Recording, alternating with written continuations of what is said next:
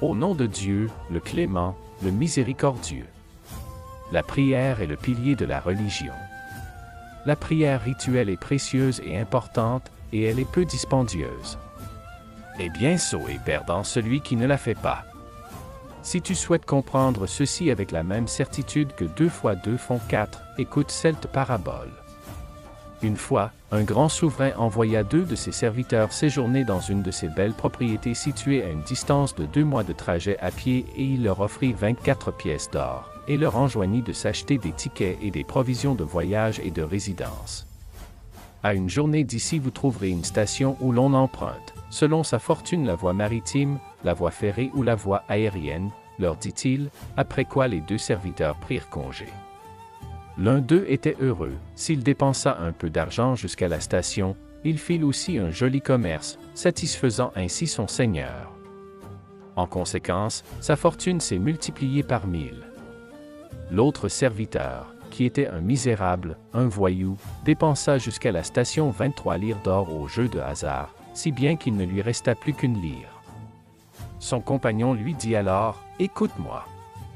Avec cette lyre, achète-toi un billet pour éviter de faire ce long voyage à pied et sans pain. D'ailleurs, notre Seigneur est noble et généreux, peut-être aura-t-il pitié de toi et te pardonnera tes îles. Peut-être te laissera-t-on également prendre l'avion et ainsi nous arriverons à destination en un jour. Sinon, tu seras obligé de traverser seul et à pied 2 mois de désert sans déjeuner. Malheureux celui qui s'obstine à dépenser cette unique lyre en un plaisir passager dans la débauche au lieu de se procurer un billet de voyage de la valeur d'une clé de trésor. L'homme le plus simple d'esprit comprendrait combien celui-là est bête et combien il est perdant, homme qui ne s'acquitte pas de la prière. Et moi qui n'y prends pas plaisir. Ce souverain, c'est notre Seigneur et Créateur.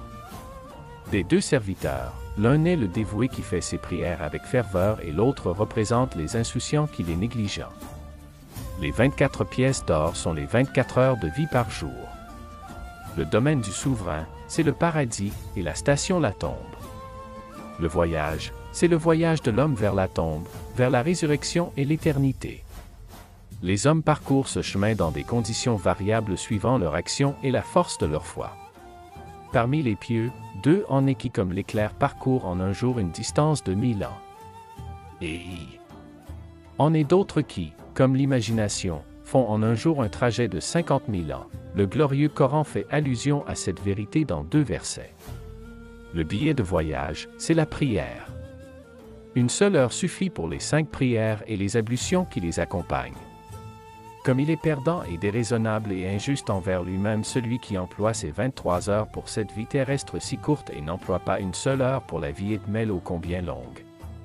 Par exemple, la raison admet qu'un homme dépense la moitié de ce qu'il possède pour un billet de loterie à laquelle 1000 autres personnes participent, il a donc qu'1 millième de chance de gagner. Alors n'est-il pas insensé et peu sage de ne pas donner le 24e de son avoir pour un trésor éternel garanti à 99%?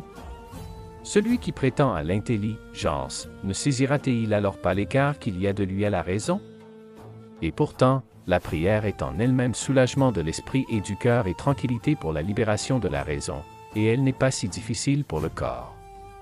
En outre, pour celui qui fait ses prières, les bonnes actions concernant la vie terrestre sont un service divin et un culte si l'intention est bonne. De la sorte, il peut faire passer tout son trésor qui est sa vie pour le compte de l'au-delà. En un sens, il rend éternelle sa vie passagère.